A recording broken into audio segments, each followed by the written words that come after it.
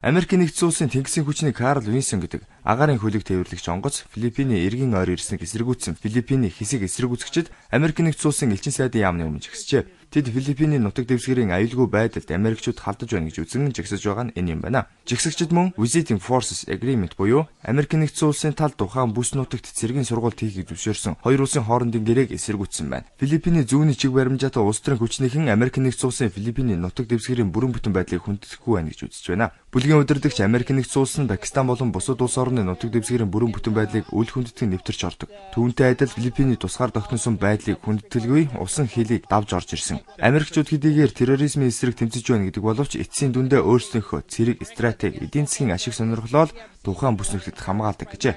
Филиппиний ирэг дээр ирсэн Америкийн нэгдсэн улсын тэнгисийн хүчний Карл Винсон гэдэг агаарын хөлөг тээвэрлэгч онгоцсон дээрээс Осама бин Ладен далаад орж суусан юм а. Америкийн хөлөг онгоцыг Филиппиний иргэд ямар ч саадгүйгээр нэвтрүүлсэнийг жагсагчид Филиппиний ерөнхийлөгч Америкийн нэгдсэн улсын утсан хүүхэлдээ бууны нохоо болж байна гэж шүүмжилсэн байна.